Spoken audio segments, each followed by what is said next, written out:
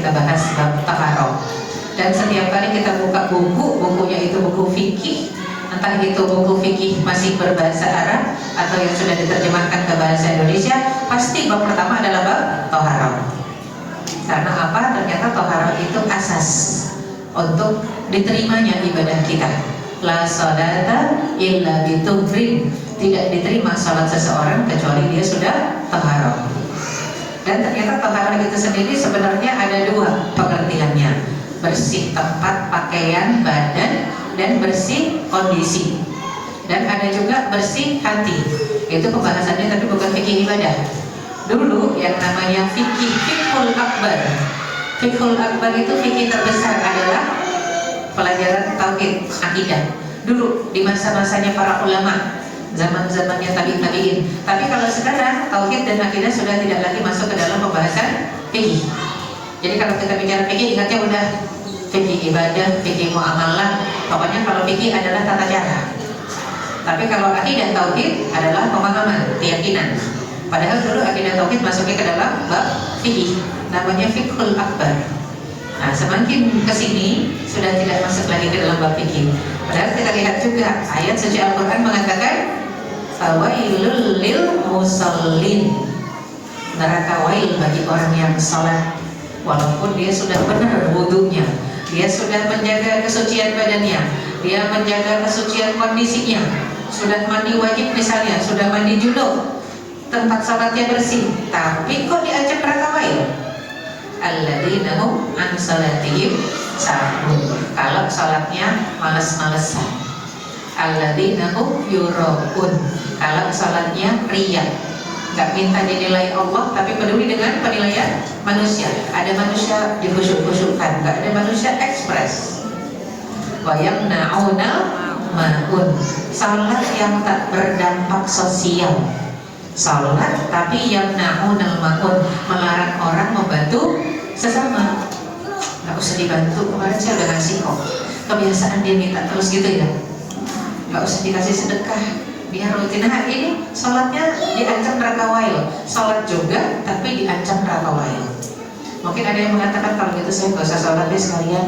Oh, masalakakum fi saqar, kenapa kalian masuk neraka saqar? Qalu lam naku minal musallin, karena kami nggak pernah sholat.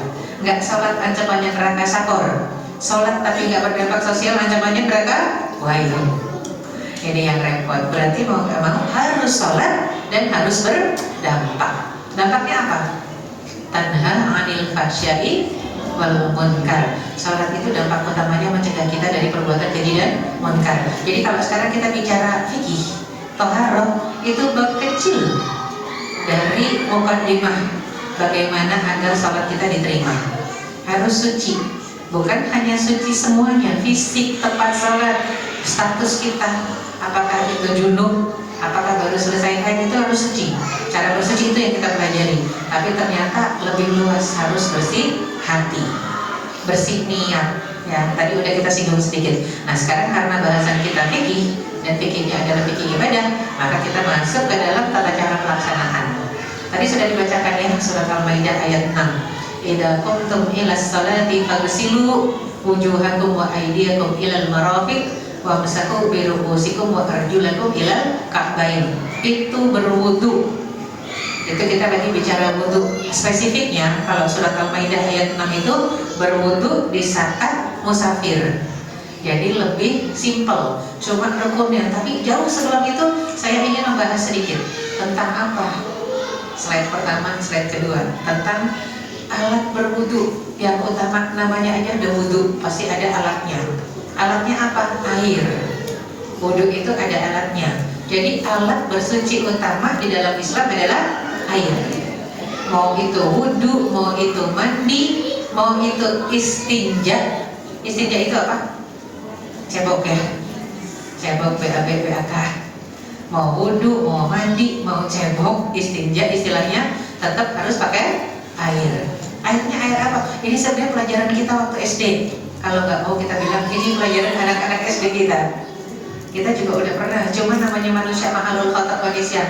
Tempatnya lupa, tempatnya salah. Ya, apalagi kita udah kan rata-rata udah jelita ya. jelang 50 tahun. Kalau saya sudah lolita, sudah lolos 50 tahun, cucunya baru mau 5. Ya ini udah lolita. Nah, kalau udah makin lolita, kalau nggak diingat-ingat, nggak diulang-ulang, bisa jadi lupa. Cucu juga sering ingetin, jidah pakai bendera apa? Kemarin saya pakai bros, hitamnya di bawah. Jidah pakai bendera apa? Oh, pakai bendera Palestina. Kebalik jidah, hitamnya di atas. Astagfirullah, jadi langsung dibetulin. Itu cucu 6 tahun gitu ya. Jadi memang penting untuk terus belajar, saling mengingatkan. Yang paling penting adalah karena kita punya anak-anak yang harus kita ajarkan. Sebelum mereka ambil balik, mereka harus sudah tahu ya caranya istinja, bersuci, caranya mandi wajib untuk perempuan. Sekarang kan anak-anak 9 tahun sudah rata-rata dapat menstruasi. 9 tahun, kelas berapa berarti? Kelas 3, kelas 4 udah menstruasi ya. Jadi itu sudah diajarkan dari umur 7 tahun cara bersuci dari menstruasi. Karena 7 tahun Rasul mengatakan muru auladakum bis shalah, ajarkan, perintahkan anak-anak kalian salat umur 7 tahun. Wadribuhum 'alaiha wa hum abna'u 10 sinin. Baru boleh dipukul kalau nggak mau salat ketika usianya 10 tahun. 7 tahun nggak mau salat jangan pukul, 8 tahun nggak mau salat jangan pukul, tapi harus suruh ajarkan. 9 tahun jangan pukul, 10 tahun baru boleh menerima hukuman fisik, itu pun kalau nggak mau salat. Tapi anak-anak kadang-kadang sekarang 7 tahun, 8 tahun sudah biru-biru badannya. Kalau saya tanya kenapa, dicubit mama, saya panggil ibunya, bu, anak kecil kok udah dipukul? Nggak dipukul, saya cuma dicubit, sama nggak boleh ya. Apa karena nggak mau salat nggak boleh, bu? Bukan, nggak mau disuruh beli garam ke warung gitu ya, nggak boleh. Nggak boleh ada hukuman fisik sebelum 10 tahun. 10 tahun pun dihukum fisik boleh kalau nggak mau salat. Sampai kapan boleh dihukum fisik? Kalau sampai nggak mau, kalau dia nggak mau salat terus, sampai akil balik. Sesudah akil balik tidak boleh ada hukuman fisik karena tanggung jawabnya pribadi. Kalau belum akil balik, tanggung jawabnya orang tua. Jadi sesimpel itu. Begitu udah 15 tahun, udah akil balik, 20 tahun nggak mau salat, yang penting diingetin, salat, udah azan, salat, sudah azan. Nggak mau juga, nggak boleh dipukul. La ikraha fiddin, itu Masya Allah syariat ya. Tapi terus kita kayak kaset rusak, harus diingetin lagi. Tiap kali mau azan, ingetin lagi. Sampai kapan Ustazah, kan capek? Sampai kita mati atau dia mati duluan. Emang begitu. Ada yang sama anaknya sendiri udah nyerah, nggak bisa menangani anaknya sendiri, akhirnya dibawa ke psikiater, psikolog, pakar parenting. Kata psikiater, psikolog apa? Lah itu kan anak Anda saja sudah nyerah, apalagi saya gitu kan. Jadi kan waktu psikiater sama psikolognya juga ngantri kadang ke rumah, mau ngapain? Konseling. Lah dia psikiater dengan psikolog, konselingnya sama ustazah. Ya, jadi memang kembalinya kepada Al-Quran dan Sunnah. Kita bicara jenis air, nomor 1 air yang digunakan untuk bersuci. Ingat tadi bersuci ada 3, entah itu wudu, entah itu mandi, entah itu istinja, cebok. Wudu, mandi, istinja itu kalau berkaitan dengan kita. Kalau berkaitan dengan tempat sholat, dengan pakaian, berarti cuci, mencuci baju. Ketika saya masih kuliah dulu di Mesir, di Al-Azhar, itu ada seorang istri dicerai oleh suaminya karena nggak tahu cara cuci baju. Suaminya ustaz, dia nggak pernah tahu seumur-umur menikah itu bertahun-tahun ternyata istrinya kalau nyuci baju yang kena kompol anaknya dijadikan satu sebelum dibilas. Nah hari itu qadarullah sang suami pulang cepat habis ngajar, pulang ke rumah kaget mendapati bajunya lagi mau dicuci ditumpuk jadi satu dengan pakaian anak yang bau pesing. Langsung dicerai. Gak ada Pak Ibu, selama ini jadi kamu nyuci begitu, langsung dicerai ya. Jadi harusnya yang kena najis dibilas dulu, dibersihkan dulu dengan air. Airnya air apa? Air mengalir. Ini air apa? Mineral. Kalau orang Melayu bilangnya air kosong.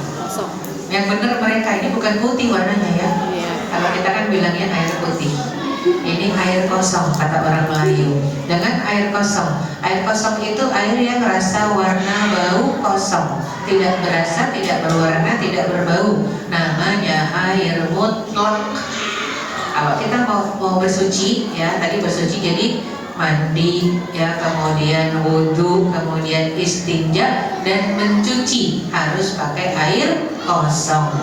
Air kosong itu istilah dalam fikihnya air mutlak, ya 3 unsurnya rasa, warna, bau kosong.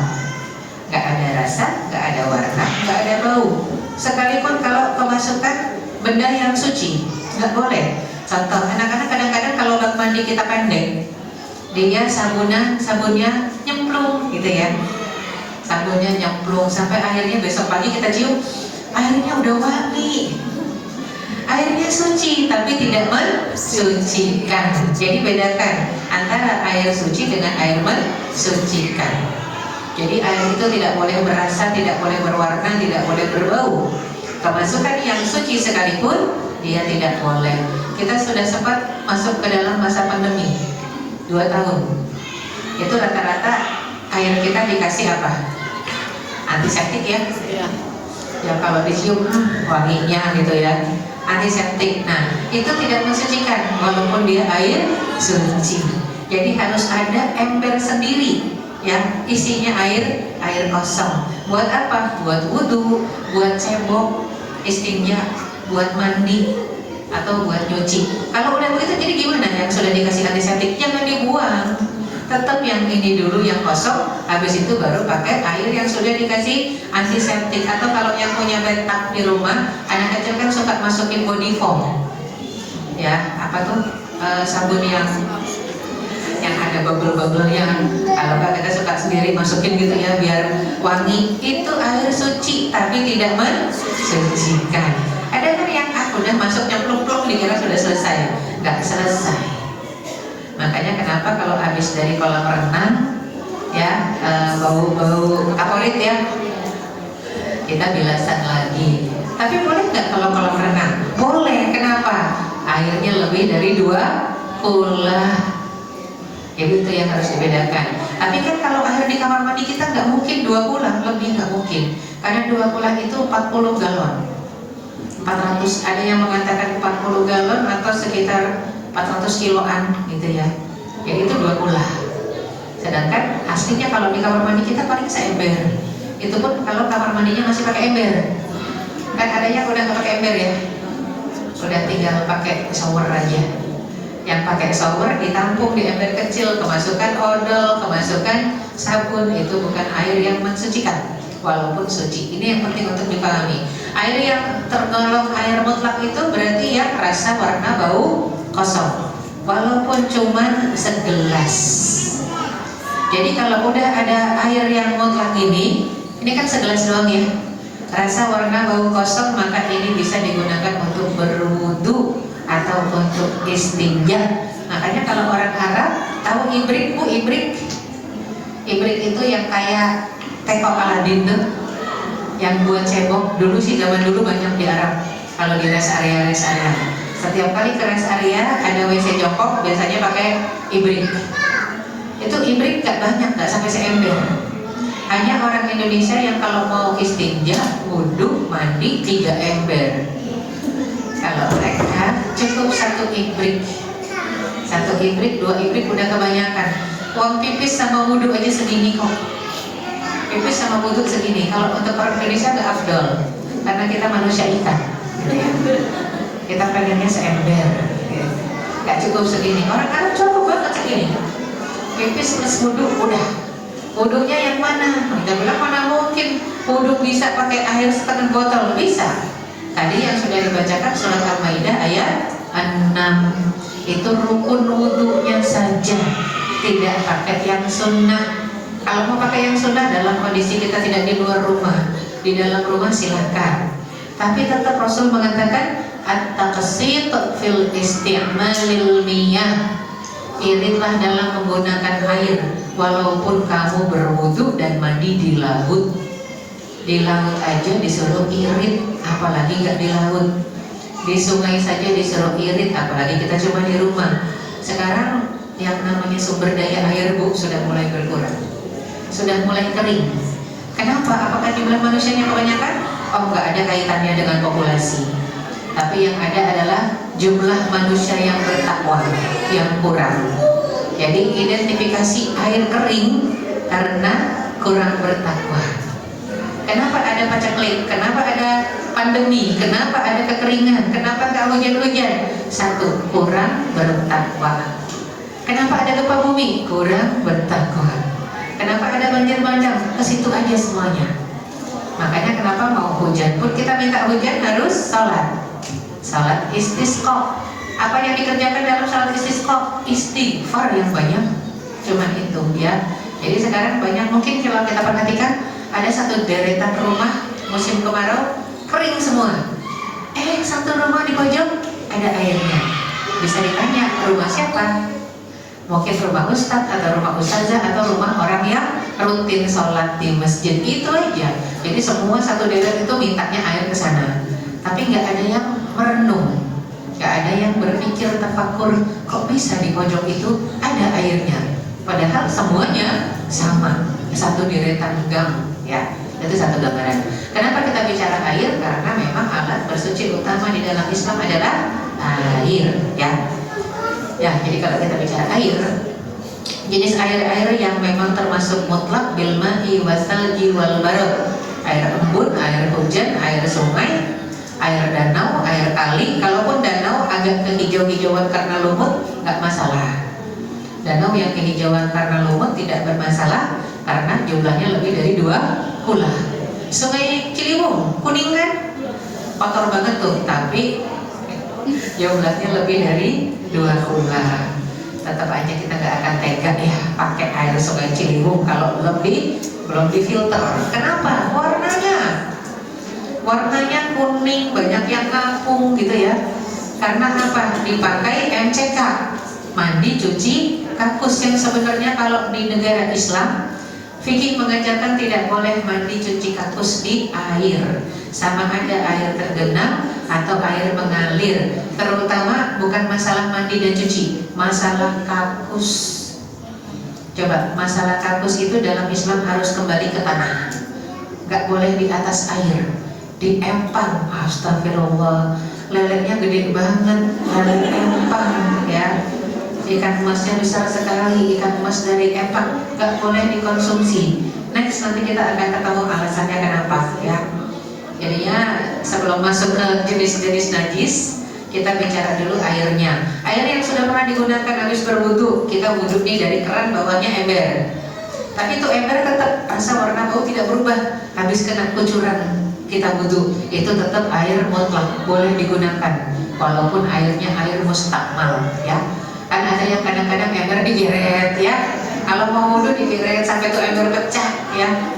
Karena dikit-dikit geret lagi, nggak usah digeret, nggak apa-apa, selagi memang wajah kita bersih. Ketika wajah kita tidak ada najisnya, nggak apa-apa, kita wudhu di atas, asal jangan diludahin ya. Ludahnya tetap keluar dari ember. Tapi kalau cuma sekedar kena keringat, keringat tidak najis. Kena debu, debu nggak najis ya. Dan juga air yang bercampur dengan barang yang suci, tadi sudah kita bahas tentang sabun misalnya, itu bukan air yang mensucikan, hanya saja dia air suci. Air yang mutanajis gimana? Yang kemasukan najis. Kalau airnya 2 kula, nggak ngaruh. Ya, air sungai itu kan udah pasti kemasukan apa-apa, karena orang Indonesia kayak orang Hindu, sungai Gangga itu kotor. Kita kan sebenarnya mayoritas penduduknya umat Islam. Harusnya sungai Ciliwung tidak kotor, tapi karena dipakai juga buat kakus, otomatis jadi kotor. Padahal kalau di sumbernya, di gunung, itu mata airnya masih jernih. Ya, mata air jernih itu Masya Allah, seger, kayaknya mau diminum langsung juga berani, asalkan kita tahu selagi mata air tadi lewat tidak ada perumahan dan pemukiman warga. Karena orang Indonesia nggak ngerti ya, enak aja pipis di situ, Mbak. Ya, dengan satu keyakinan air mengalir boleh dipakai untuk kakus, nggak boleh. Bahkan di laut saja Rasul mengatakan tidak boleh dikotori. Ya, Masya Allah. Memang kalau orang beriman beda. Kemarin itu kita lagi ngobrol-ngobrol mau ada kerjasama dengan Turki buat rumah sakit terbesar di Asia Tenggara. Masya Allah, Turki itu kasih syarat. Padahal kita mau buatnya di daerah Ancol, tapi kata Turki apa? Gak boleh di pinggir laut, karena ada biota laut yang harus dijaga. Masya Allah, itu kalau presidennya soleh kayak gitu, mikirin penyu, ya mikirin penyu, mikirin biota laut, gak boleh rusak. Jangankan penyu, kalau ibu-ibu pernah ke Turki, kucing aja dikasih makan. Di mana-mana itu ada rumah kucing di pojok-pojok. Kucing aja diperhatikan negara. Ya apalagi hewan-hewan laut, Masya Allah. Sampai mereka mengatakan kita bangunin rumah sakit terbesar di Asia Tenggara dengan catatan tidak boleh di pinggir laut. Masya Allah, padahal tanahnya kosong di Ancol. Gak mau dia. Masya Allah ya. Itulah kalau orang soleh memimpin, dampaknya sampai ke bukan cuma manusia yang merasakan kesolehannya, sampai hewan pun merasakan kesolehannya. Kalau pernah ke Turki, Bu, aduh, kucing itu lucu-lucu di mana-mana karena dikasih makan. Ya, dikasih makan, kucingnya bagus-bagus. Gak ada kucing Turki kurus kering, gak ada. Gak ada kucing kampung. Jadi yang bertebaran di mana-mana tuh kucingnya cakep-cakep. Dikasih makan, ya. Itu dia. Nah, jadi kembali lagi kalau kita bicara air yang kemasukan najis, kalau 2 bulan nggak ngaruh, nggak efek, boleh digunakan untuk bersuci. Kalau kurang dari 2 bulan gimana? Contoh, bak mandi kecil seember di kamar mandi kita, karena kita nggak tutup, kemasukan tai cicak, kemasukan bangkai cicak. Nah, ternyata rasa warna bau tidak berubah. Seember penuh mau dibuang sayang, kemasukan 3 biji tai cicak, walaupun najis, tidak merubah rasa warna bau, maka bisa digunakan untuk bersuci. Jadi intinya rasa warna bau.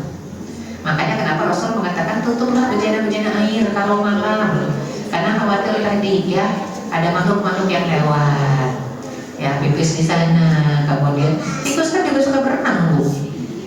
Mana tahu kita kalau tiba-tiba keluar tikus dari WC, dari got, nyemplung ke bak mandi kita, kan kita nggak tahu. Dan yang paling bahaya itu penyakit pes memang ya. Pes itu kan dari pipisnya tikus. Bisa sampai ya Allah, alhamdulillah ya, itu yang kita ngeri. Dan kita nggak sadar bukan cuma tikus yang berbahaya. Ketika Rasul mengatakan tutuplah bejana-bejana air dan makanan di malam hari, ternyata cicak pun bahayanya sama seperti tikus. Makanya kenapa bunuh cicak sekali timpuk mati pahalanya 10. 2 kali timpuk baru mati pahalanya 9 berkurang. 3 kali timpuk baru mati pahalanya 8 berkurang. Kok cicak aja harus dibunuh? Penyakit yang dibawanya. Ya, itu penyakit yang dibawanya. Makanya kotoran cicak juga najis ya. Penting itu. Ada yang nggak peduli sama kotoran cicak. Ya, hati-hati. Itu dari kalau kita bicara taharah, Masya Allah Islam tuh detail bahasnya, Bu. Gak ada agama lain yang detail begitu ya. Nah, kemudian sisa minuman orang, kan kadang-kadang kita bertamu ya, bertamu ke rumah orang, dikasih sebotol gini, diminum setengah doang. Udah gitu botolnya nggak dibawa pergi sama kita, kita tinggalin aja. Tuan rumahnya bingung, ini air mau diapain? Diminum takut batuk, ya kalau orang yang minum tadi batuk. Nah, kemudian kalau nggak diminum dibuang mubazir. Kalau punya kolam renang enak, bisa ditaruh di kolam renang. Maka bisa juga ditaruh di bak mandi atau untuk nyiram tumbuhan. Buat berwudu boleh nggak? Boleh, karena rasa warna bau nggak berubah. Kecuali yang ditinggalin air sirop, nggak boleh. Ya, kalau air kosong boleh. Ya. Jadi yang berasa itu boleh digunakan bersuci hanya air laut. Air laut asin, Bu. Tapi Rasul mengatakan air laut itu boleh untuk bersuci. Kenapa? Karena tahurun ma'uhu wa hilun maitatuhu. Suci airnya dan halal bangkainya. Ada yang beli ikan selalu hidup? Enggak, pasti beli ikan mati. Itu berarti yang kita beli bangkai ikan. Tapi boleh dimakan. Karena sabda Rasulullah, tahurun ma'uhu wa hilun maitatuhu. Laut itu unik, ya, airnya suci, bisa digunakan untuk bersuci dan halal bangkainya. Jadi hanya bangkai air yang boleh dimakan. Bangkai darat nggak boleh. Bangkai udara nggak boleh. Bangkai burung nggak boleh. Bangkai ayam tiren nggak boleh. Ya, jadi memang yang harus disembelih. Apa sih definisi bangkai? Yang matinya nggak disembelih. Yang mati sakit, ya, yang matinya ditembak nggak boleh. Jadi kalau ada yang suka berburu-berburu, dar gitu ya. Burung itu kan kalau kena kelepek jatuh. kadang masih keleper-keleper, cepetan disembelih, itu boleh dimakan. Tapi kalau kita biarkan sampai dia keleper-keleper terus mati, itu nggak boleh dimakan, karena sudah jadi bangkai. Simple ya, simple sekali. Jadi sisa minuman manusia selagi air kosong, rasa warna bau kosong, bisa digunakan untuk bersuci. Sisa minuman hewan gimana? Selagi bukan anjing dan babi, masih bisa digunakan. Seperti kucing di rumah yang punya kucing. Yang repot kalau sisa minuman tikus, innauzubillah min dzalik. Virusnya banyak, penyakitnya banyak, makanya hati-hati dengan bejana-bejana. Karena sekarang kita bisa lihat beberapa video di YouTube, tikus itu sampai ke dispenser ya. Ada nggak yang pernah lihat ya di YouTube? Tikus ke dispenser. Aduh, minum dari dispenser, aduh ya Allah, nggak kebayang gitu gimana ya, tikus aja naik dispenser, minum nyedot dia dari dispenser, ya Allah. Ya, kemudian naudzubillah min dzalik, taharah dan najasat. Kita masuk ke dalam bab kenapa harus bersuci dari najis. Ya, yang disebut taharah tadi sudah bersuci, tahu ya. Taharah bersuci berarti ada wudu, ada mandi, ada istinja, ada mencuci. Ya, mencuci baju, mencuci piring. Jadi hati-hati kalau kita pergi ke mall, di food court. Kita kan belanjanya di food court yang makanannya ayam, sapi. Walaupun di samping situ ada yang makanannya babi, hati-hati piringnya. Ya, oh ini piringnya jadi satu enggak? Kalau saya sih udah ngeliat, udah mendingan gak masuk mall situ, gitu ya. Pernah kejadian nggak tahu di salah satu mall. Udah mau makan yang kita pesen ayam, tahu-tahu pas lagi nengok, ada gambar, ya. Kita pesen dari toko sebelah, dari kedai sebelah sana, ternyata pas tengok ke kiri ada gambar. Gambarnya lucu gitu, Wonokurobo. Lah kok Wonokurobo di situ gitu ya? Bipang tulisannya B2. Saya samperin tuh yang bagian ngumpulin piring kotor, nggak jadi makan. Saya samperin, maaf mbak, mau tanya, ini piring-piring dan sendok kita jadi satu semua, satu food court? Oh enggak, dia tahu kekhawatiran saya. Enggak bu, yang ini piring sendok khusus untuk makanan halal kami yang kumpulkan. Kalau yang itu tuh, itu piringnya berkatanya khusus. Tetap aja nggak ketelan bu. Itu nggak jadi makan ya, dan udah nggak ke mall itu lagi selamanya ya. Kenapa? Karena nggak kemakan, nggak ketelan, takut piringnya. Ya, jadi masalah bersuci itu istinja sampai ke nyuci. Masalahnya semua yang sudah berkaitan dengan babi dan anjing itu harus dicuci pakai air 7 kali. Salah satu dari 7 kali tadi dicampur tanah atau pasir yang suci. Kalau nggak ketelan. Nggak boleh, masih ada najisnya. Karena saya udah pikir, waduh, ternyata memang perkakasnya peralatannya beda. Tapi tetap aja nggak ketelan. Ya. Nah, karena saking udah bisa dibayangkan, satu makanan haram, satu saja perkara haram masuk ke dalam tubuh kita, maka sholat kita tertolak 40 hari. Satu hari berapa sholat? 5 kali 40 berarti 200 sholat tertolak, hanya gara-gara masalah yang haram. Kemarin juga sempat beli cake di satu toko roti. Saya langsung tanya sama yang ininya, waitersnya, halal nggak? Karena saya lihat kok nggak ada tulisan halalnya. Cucu minta roti, saya bilang gitu, halal nggak? Waitersnya yang perempuan bilang halal. Saya tanya lagi sama, jadi harus tanya ke 3 orang biar yakin. Tanya lagi ke yang laki-laki. Oh ini mayoritas halal, tapi ada bu yang nggak halalnya. Apa itu yang haramnya? Rum, dia bilang. Ngerti yang laki itu? Ram. Orang. Yang mana disebutin? Yang ini, yang kue sus, flaknya ada ramnya. Ini black forest juga ada ramnya. Yang ini juga flak buah, cake buah ada ramnya. Selebihnya nggak ada. Ngerti berarti dia? Saya tanya lagi, cuma itu yang haram? Iya bu, kita nggak ada pork, dia bilang. Kita nggak ada babi di sini, semuanya ayam dan daging. Oke. Ya udah, kalau gitu nggak masalah. Karena cuma ram, dan jangan beli yang ada ramnya. Ya, kalau pangkalannya gimana? Jadi satu sama yang itu, ram itu alkohol yang menguap. Jadi kalau cuma tempat nggak apa-apa, nggak bakal ketularan. Ya, udah itu baik banget orang itu. Jadi ketika cucu nunjuk yang itu, cake buah, jangan deh, itu ada ramnya. Dia ngerti. Ya, alhamdulillah tuh kalau begitu kitanya tenang. Jadi harus bisa dipastikan. Jangan nggak cuma nanya halal nggak? Oh halal bu, nggak ada babi. Nggak ngerti dia. Ram juga nggak boleh. Ya, ram itu alkohol gitu ya. Jadi rum, kita kan sering pakai rum, flaknya enak nih. Ada rumnya, ngeri ya, hati-hati. Rum itu alkohol. Pernah satu majelis taklim makan Black Forest Bu. Habis makan Black Forest tidur semua Bu. Ternyata kok tidur semua, ngantuk. Ternyata roomnya si Black Forest itu tinggi karena sudah 2 hari mabuk. Udah 2 hari standby di rumah itu, pengajiannya 2 hari kemudian.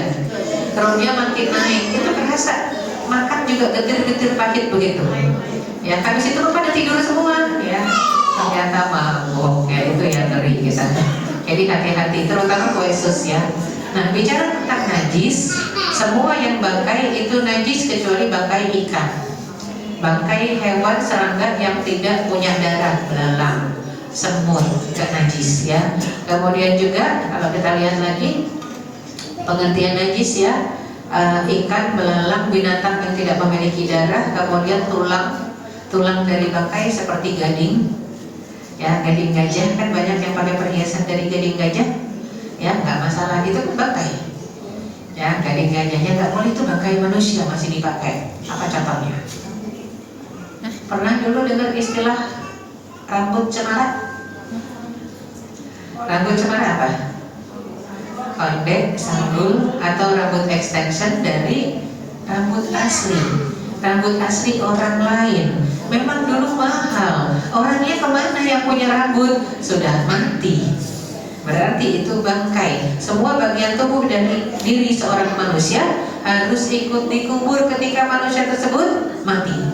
Makanya Rasul saklek, gak boleh extension pakai rambut cemara. Kalau kita pakai wig di rumah biar suami, kan ada yang suaminya pengen pemandangan beda ya, biar istrinya rambutnya kadang blonde, kadang merah, kadang kuning, kadang coklat. Pakai wig boleh nggak Ustazah? Di rumah, bukan di luar, asalkan bukan rambut manusia, yang sintetis saja. Kan ada yang suaminya pengen rambut suami, kemarin tuh ada yang ngomong suaminya pengen lihat istrinya kayak rambutnya poluan. Rambutnya poluan pendek. Lah istrinya nggak mau potong rambut, akhirnya dia pakai wig. Saya bilang asal wignya bukan rambut asli manusia. Ya, jadi wignya rambut sintetis di rumah doang, keluar dia pakai jilbab, nggak masalah. Saya bilang poluan mana yang dilirik gitu ya, itu tuh.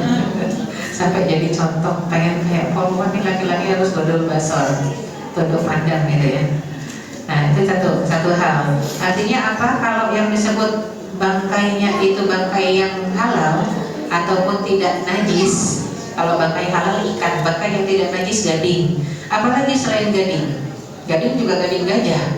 Kemudian selain gading kulit siapa? Bukan kulit babi, bukan kulit anjing. Kulit harimau sudah disamak. Kulit kambing sudah disamak. Banyak kan yang pakai jaket kulit. Kulitnya kulit apa? Ada yang kulit kambing, ada yang kulit bulu kelinci. Ada kan yang bajunya baju hangat bulu kelinci atau bulu domba, itu kan bangkai, tapi nggak apa-apa karena hewan-hewan tertentu dibolehkan. Pokoknya kalau sudah berkaitan dengan babi dan anjing, mohon maaf, finish. Sekarang kalau ibu-ibu searching di YouTube itu ada yang buat blush on bu, puas. Ternyata dari bulu apa? Bulu anjing. Kalau bulu babi lebih kepada sikat gigi, hati-hati. Tapi ngeri kan? Kalau bulu babi ini yang lembut itu bulu anjing dijadikan, ya Allah, kuasnya blush on. Jadi emang harus cari sampai sekuas-kuas aja, sesikat-sikat kita cari yang halal. Kadang bingung kan, emang dimakan Ustazah masa cari sikat yang halal? Iya, komponennya ya itu dia. Nah macam-macam najis selain bangkai. Jadi seluruh bangkai najis kecuali tadi yang sudah saya sebutkan. Kemudian darah mengalir pasti najis. Kalau di negara-negara non-muslim itu darah dijadikan komoditi pangan. Darah hewan dikumpulin, kemudian dibuatlah sosis darah. Kalau di Indonesia dulu ada marus, tahu marus? Darah ayam yang dikumpulkan sebagai pengganti hati ayam. Aduh, dulu orang tua kita nggak ngerti, jadi kita suka dikasih marus juga. Ya, kalau di kampung-kampung tuh suka ada orang yang jualan pakai kaleng yang bulat itu, jualan sate ususnya mah enak, tapi pas itu apa? Marus. Dulu ibu saya memang nggak ngerti, cuman udah bilang jangan marus. Kita satu beli hati kok, ngapain beli marus gitu ya? Tapi ada yang nggak ngerti sampai sekarang makan halus dan dibilang enak. Hati-hati. Jadi darah itu juga di dalam tradisi-tradisi non muslim ya, seperti Batak non muslim, itu darah sebagai tambahan bumbu masak. Jadi nggak cukup santan, harus diperesin darah. Biar apa? Biar sedap katanya. Dan hati-hati juga yang kalau beli gudeg ke Jogja jalan-jalan, cari yang ada logo halalnya. Karena merahnya gudeg itu ada yang pakai daun jati atau daun salam. Ada mic yang kebuka nggak? Kok bunyinya? Tes ya. Nah, merahnya gudeg itu ada yang pakai daun jati atau daun salam halal, tapi ada yang pakai darah ayam. Ya itu jelas najis kalau pakai darah ayam ya. Jadi yang penting ini darah mengalir, hati-hati. Kalau darah yang nempel-nempel di daging gimana? Kita nyembelih. Tapi udah enggak tes ya, dimatikan aja karena kadang dua tabrakan. Nah kalau dua tabrakan suka bunyi in gitu. Kadang-kadang kalau saya tahu sound systemnya malah saya suka setting dulu jadi kayak tukang sound system. Ya tes. Nah ini posisi sound systemnya ya, posisinya di situ ya, jadi dia harus membelakangi.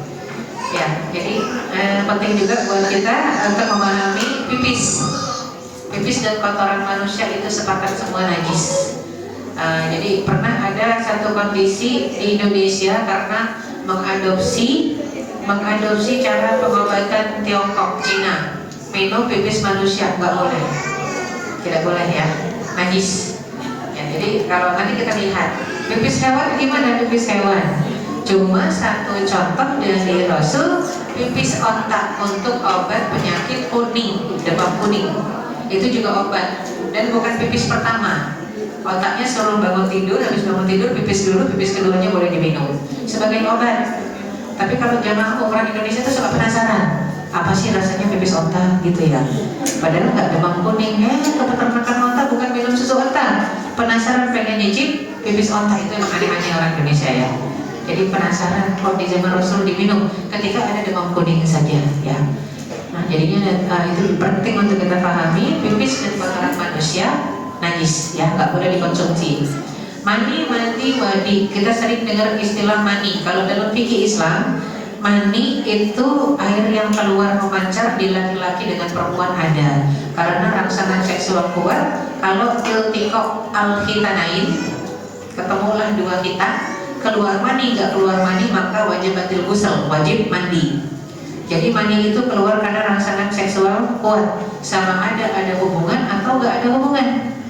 Nonton film, ada yang naudzubillah sukanya nonton film BN, ya itu bisa keluar mani.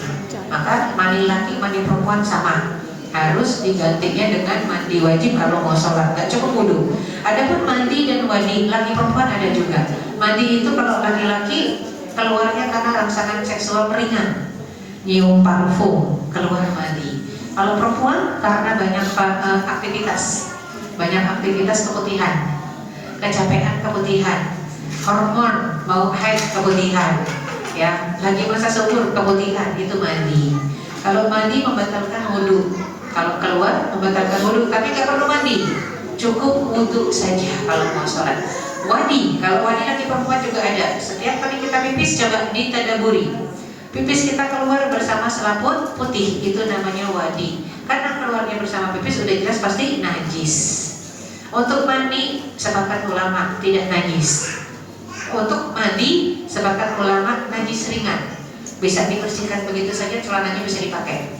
Tapi wadi sepakat najis berat karena keluar bersama pipis ya. Nah kemudian kotoran binatang, tadi kita sudah bahas kotoran binatang, pipis binatang yang dagingnya haram dimakan, binatang yang najis maka kotorannya najis. Tapi kalau yang dagingnya halal dimakan, kotorannya najis nggak? Contoh sapi, kotoran sapi itu najis nggak? Kalau kita bilang nggak najis bukan berarti boleh dimakan ya? Tidak najis, alias apa? Dia suci, kalau terkena ke kita tidak merusak wudhu kita, cukup dihilangkan saja, cuci tangan, silakan sholat, pakaian yang kena nggak masalah. Contoh kotoran burung merpati Di Mekah itu banyak burung merpati. Kita lagi duduk aja di area Masjidil Haram, kadang-kadang kena plok gitu ya, takdir ya, kena ketembakan burung merpati. Nggak usah jauh-jauh ganti baju, cukup dihilangkan sedikit. Tapi kan bau saja, ya bau belum tentu najis ya, jadinya karena dagingnya boleh dimakan burung merpati. Adapun kotoran sapi, kadang-kadang kita lihat kotoran keledai sapi itu digunakan sebagai pengganti semen di beberapa daerah di Nusa Tenggara Barat, di Lombok ya, bahkan di negara Sudan itu buat semen ya. Kalau di Lombok tuh udah padat banget, kita sholat aja di atas itu. Kenapa? Karena masjidnya lantainya dari kotoran sapi dicampur jerami dan tanah, nggak najis memang. Makanya kenapa kotoran onta, karena dagingnya boleh dimakan ya, bukan kotorannya yang dimakan, tapi pipisnya bisa diminum, hanya untuk obat beberapa teguk saja. Kalau demam kuning, itu pun bukan pipis pertama onta bangun tidur, tapi pipis keduanya ya. Jadi ada catatan, nggak semua kotoran hewan bisa dimakan gitu atau diminum untuk obat, nggak boleh. Dan kadang-kadang kita kayak kekurangan obat ya, cicak dimakan, tokek dimakan, ular dimakan, padahal semua hewan najis ya, nggak boleh dimakan apapun penyakitnya. Mau sakit kulit nggak boleh dimakan. Ada yang katanya hatinya ular untuk obat gitu ya, obat bengek, tetap aja bengek, cari obat lain. Daging onta bisa, hati onta bisa, kenapa hati ular gitu ya. Nah kemudian kita masuk ke binatang jalalah. Apa itu binatang jalalah? Binatang yang makan kotoran, binatang yang makan kotorannya sendiri atau kotoran binatang lain atau kotoran manusia. Itu tidak boleh dikonsumsi, diasingkan 40 hari. Makanya kalau beli lele, beli emas, tanya ini dari kolam mana, apakah kolam empang yang di atasnya ada jamban atau dari kolam penangkaran. Kalau dari kolam penangkaran ikan yang nggak ada jambannya, silahkan langsung konsumsi. Tapi kalau tukangnya bilang, wah bu, ini lele baru datang gitu ya, dari Tasik, dari Ciamis, empang di rumah saya bu, tanya di atas empang ada jamban nggak pak? Kalau dia bilang ada bu, makanya lelenya gemuk-gemuk, jangan dimakan ya. Itu harus diasingkan 40 hari. 40 hari diasingkan, dikasih pakan ternak yang benar, baru boleh dikonsumsi ya. Jadi harus keluar 40 hari. Tadi ingat hadis Rasul, satu barang najis atau barang haram masuk ke perut kita, ditolak sholat 40 hari. Ternyata yang kita makan sekarang ini 40 hari masih ada bu ya. Dan ternyata kaitannya bukan cuma sesuatu yang dikonsumsi, keyakinan juga gitu. Man ata arrafah, barang siapa yang datang ke arraf. Arraf itu apa? Orang pinter. Itu uniknya hadis tidak mengatakan kahin, dukun, nggak mengatakan sahir, tukang sihir, tapi hadisnya mengatakan arraf, orang pinter. Barang siapa yang datang ke orang pinter yang ngerti-ngerti goib katanya dan percaya omongannya, ramalannya, maka tertolak sholat 40 hari. 40 hari tertolak sholat, itu yang repot ya. Khamar jelas najis, tapi kalau khamar itu najisnya najis maknawiyah, bukan najis aini. Contoh, kita ngebersihin luka pakai alkohol. Aduh najis, enggak, alkoholnya enggak najis. Tapi kalau itu digunakan untuk mabuk, jadi najis ya. Tapi kalau alkoholnya enggak najis, makanya sudah ada yang bilang, Ustazah boleh enggak kita sholat pakai parfum yang ada alkoholnya? Boleh, asal jangan jadi obat bius ya. Dan ketika itu memang hanya parfum saja enggak masalah ya, karena bukan alkoholnya yang najis. Dulu anak-anak kita pakai alkohol 70% busanya dulu. Sekarang di bidang kedokteran sudah paham, tidak boleh pakai alkohol lagi. Anak bayi tidak boleh diperkenalkan alkohol sejak dini, karena ketergantungan nantinya. Jadi sekarang kalau lahir bayi udah nggak ada alkohol 70%. Selalu dokter mengatakan kasih aja mandiin pakai air biasa, air hangat ya. Alhamdulillah kedokteran belajar sekarang, karena interaksi dengan alkohol yang kadang-kadang kalau ibu-ibu pakai buat bersihin jerawat ya, buat jerawat, buat luka, itu darurat, nggak masalah. Yang penting jangan ditelan. Ada orang mabuk pakai alkohol bayi yang 70%? Nggak ada bu, itu mati bukan mabuk. Karena yang digunakan untuk mabuk itu alkoholnya hanya 4% sampai 10%. Ibu-ibu tahu obat batuk? Kalau minum obat batuk sirup ya, itu ada tulisan di kemasannya, selama minum obat ini dilarang mengendarai kendaraan. Ibu-ibu coba kalau mau buat surat keterangan baik ke kepolisian, itu polisi tanya sebelum dicek urinnya, dicek ke laboratorium, itu ditanya, ibu minum obat batuk nggak? Ada yang nggak ngerti, kok ditanyanya minum obat batuk atau tidak? Ya, karena di semua obat batuk sirop itu dijamin ada alkoholnya. Jadi kalau mau cari obat batuk sirop, jangan yang cari non herbal, carilah yang herbal, nggak ada alkoholnya. Semua yang non herbal dijamin ada alkoholnya. Sampai MUI mengeluarkan peraturan, kalau mau pakai yang bukan herbal karena nggak ada lagi terpaksa, maka silakan pakai yang alkoholnya di bawah 0,8%. Dan kebanyakan obat batuk itu Bu yang sirop ya, itu kalau ibu lihat di apotek itu rata-rata 2% lebih. Makanya banyak yang bilang, Ustazah saya kalau habis minum obat batuk itu manjur, saya nggak batuk, saya tidur pulas. Ibu bukan tidur, ibu pingsan ya. Jadi hati-hati dengan obat batuk. Nah, kita masuk kepada wudhu. Tadi kita bicara wudhu, kita bicara surat Al-Maidah ayat 6. Idza qumtum ila shalah, kalau kalian ingin mengerjakan salat, faghsilu. Faghsilu berarti cuci. Apa yang dicuci? Faghsilu wujuhakum. Cuci wajah 1 kali. Wa aydiyakum ilal marafiq. Tangan sampai ke siku. Yang dicuci wajah dan tangan sampai siku. Kok sekali-sekali Ustazah? Ya, karena 3 kali hukumnya sunnah. Wajibnya, rukunnya 1 kali, sunnahnya 3 kali. Kalau wajah dengan tangan harus cuci, berarti ini nggak boleh pakai cari baju yang susah ya kan, ada yang bajunya cuma ngikat di sini. Jadi semua baju ini tangan harus bisa ditarik sampai sini, harus bisa ditarik sampai siku. Cari baju kadang-kadang kebanyakan ibu-ibu cuma cari modelnya cakep, ternyata begitu mau wudhu susah, harus cari kamar mandi, buka baju bukan buka tangan. Jadi cari yang bisa dibuka sampai ke siku, dicuci. Berarti harus ada air mengalir. Karena kalau untuk kepala dengan kaki itu ayat Al-Maidah ayat 6, ingat bicara tentang dalam kondisi safar, bukan dalam kondisi kita santai di rumah, tapi kondisinya kondisi safar. Makanya ayatnya mengatakan wamsahu. Tadi ingat wajah dengan tangan, faghsilu cuci. Bagian kepala dengan kaki wamsahu, usap. Berarti bukan cuci. Kan ada orang kalau laki-laki yang habis wudhu kayak habis kecemplung, kok rambutnya basah kuyup gitu ya, bajunya basah kuyup, dia nggak ngerti. Rambut itu kepala, bukan rambut sebenarnya. Wamsahu birupus, rupus itu kepala. Ada yang wudhu cuma rambutnya doang begini, nggak boleh. Kepalanya diusap sampai belakang. Wamsahu, usap dengan tangan basah.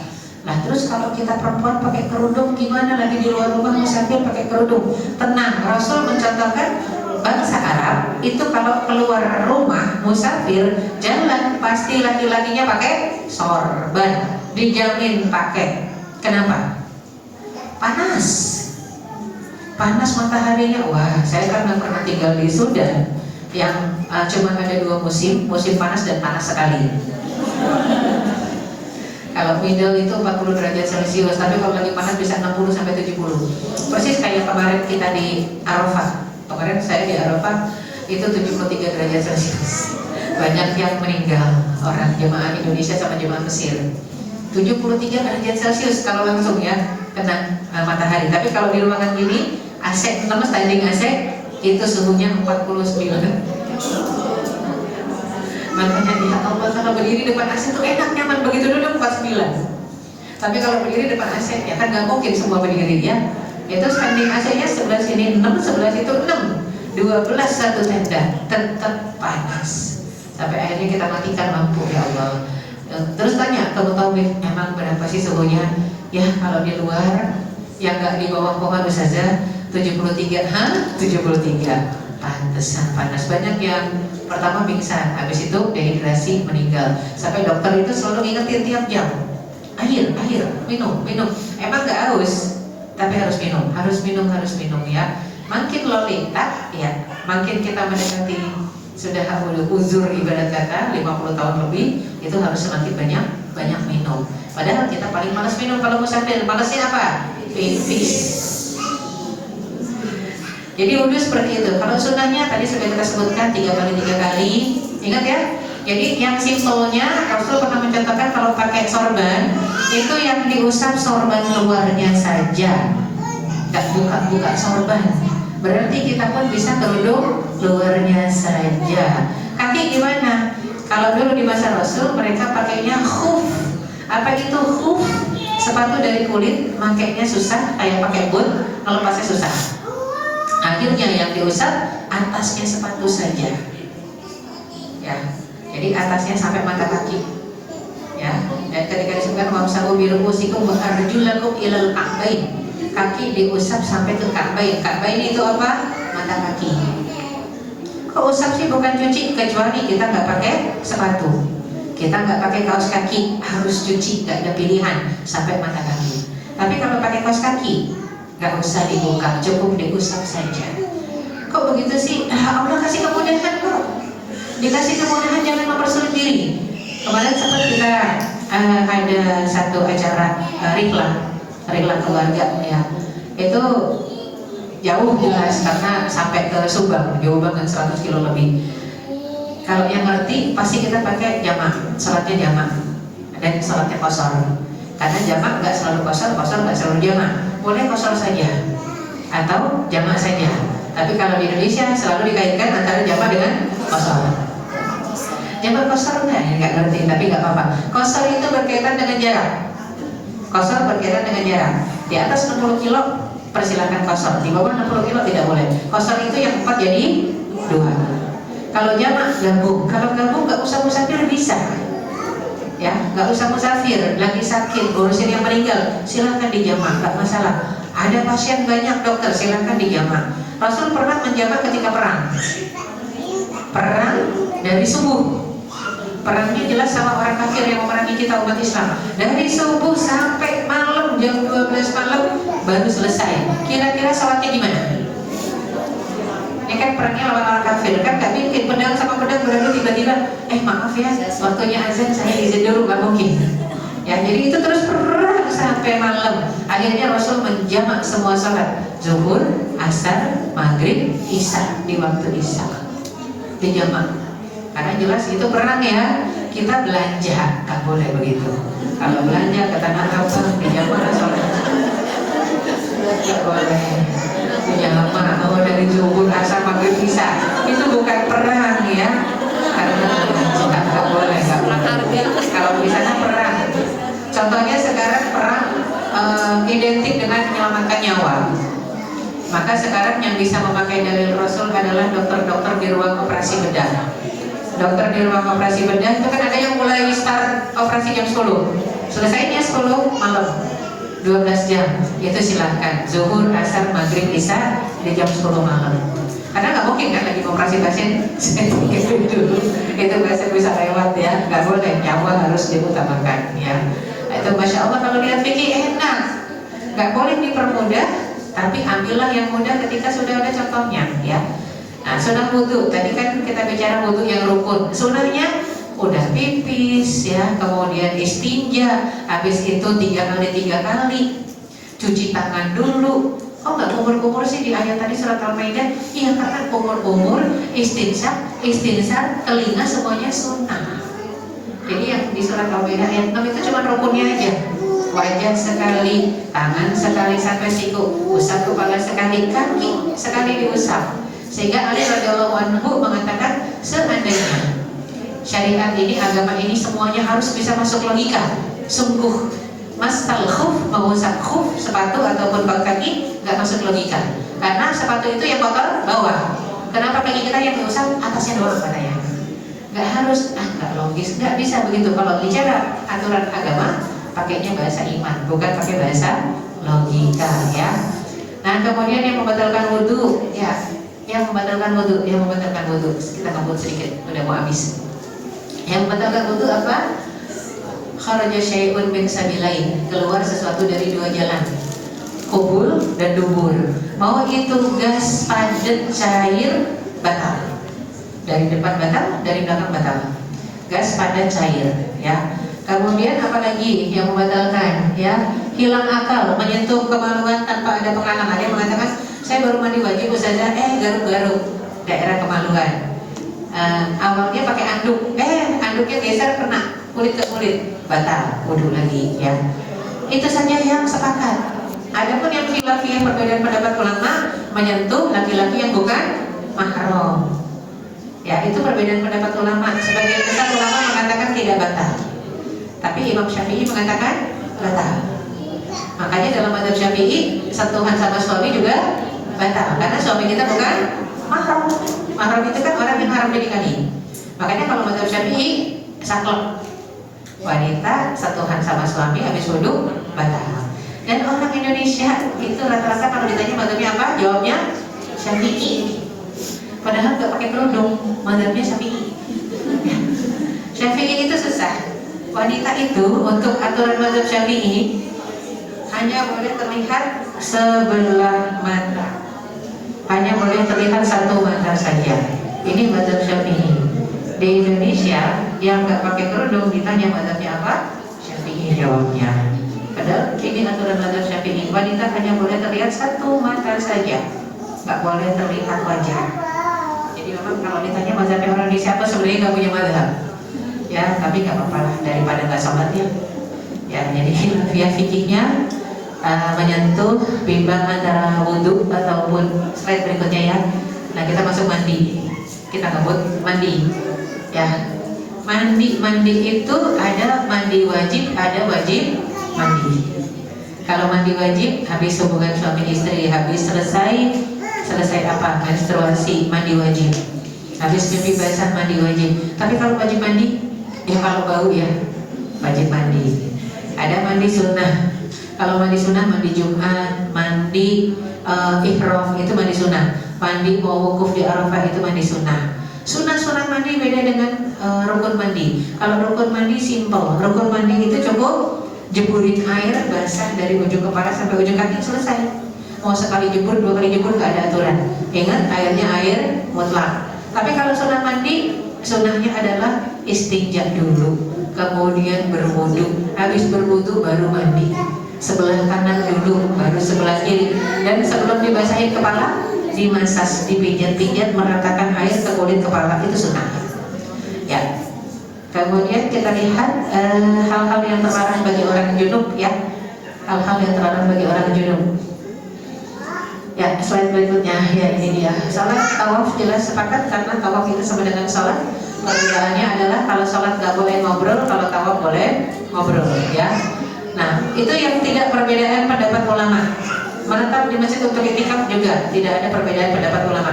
Yang ulama rada berbeda adalah bolehkah menyentuh mushaf ataukah bolehkah membaca Al-Quran itu kalau dalam kondisi junub dan haid. Itu aja perbedaannya. Dan kalau ada perbedaan pendapat ulama, apapun pendapatnya semua benar, asal yang berbeda adalah ulama, ya. Nah, kemudian beberapa masalah yang berkaitan dengan mandi. Kita hari Jumat, kita dalam kondisi junub atau baru selesai haid. Hari ini juga ternyata hari raya Idul Fitri misalnya. Apakah kita harus mandi 3 kali? Masuk angin nanti. Cukup mandi sekali saja, mandi wajib. Ya, mandi besar. Li raf'il hadatsil akbar, mandi besar. Ya Allah, niat mandi besar, maka mandi sunnahnya seperti Jumat, hari raya itu tercover dengan mandi besar. Jadi jangan sampai saya mandi besar dulu, habis itu mandi kecil 3 kali, ya. Jangan, cukup sekali saja, ya. Nah, kemudian ini yang penting terakhir sekali, bab tayamum. Tayamum itu dengan apa? Dengan debu yang suci, ya. Wa in kuntum junuban fattahharu wa in kuntum marda aw 'ala safarin aw jaa'a ahadun minkum minal ghaidi aw lamastumun nisa falam tajidu ma'an fatayammamu sa'idan thayyiban wamsahu bi ru'usikum wa aydikum minhu. Jadi disebutkan dalam kondisi kita musafir atau gak ada air atau lagi sakit, baru hubungan suami istri gak ketemu air, maka silahkan tayamum saja. Cukup yang ditayamumi wajah wa aidikum minhu, bukan ilal marafiq. Gak disuruh sampai ke siku, cukup tangan. Saya biasanya pakai manset, ini nggak pakai manset karena mau nyontoin. Ya, jadinya ini batasannya. Minhu, cuman nih tangannya kita udah temukin tempat yang ada debunya ya. Plek, ini yang diusapkan tangan sampai sini.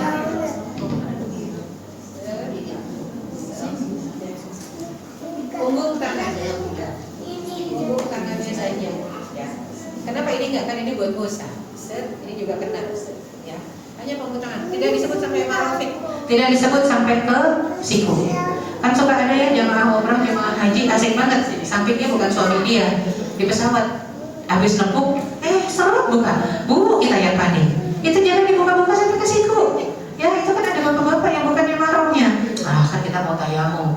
Pusing kita ya, buat tayamum bu. Gak boleh, cuman sampai pergelangan saja. Wajah sekali, tangan sampai pergelangan sekali. Jadi dalilnya memang ada dua, ada sampai pergelangan, ada sampai siku. Tapi kalau sampai siku untuk laki-laki, ya, yang kuat karena ayat Al-Quran mengatakan wa aidikum minhu, bukan wa aidikum ilal marafiq, tidak, bukan tangan sampai siku ya. Nah, kalau kita bicara ketiadaan air untuk mandi dan wudhu gantinya tayamum. Kalau untuk istinja gimana? Untuk cebok, untuk cuci baju bisa pakai pasir? Nggak bisa. Untuk cebok masa daerah situ kita pakai pasir? Enggak. Maka gantinya kalau di masa Rasul pakai daun, pakai batu yang kering. Kalau sekarang ya pakai tisu kering. Tisu kering bukan tisu basah.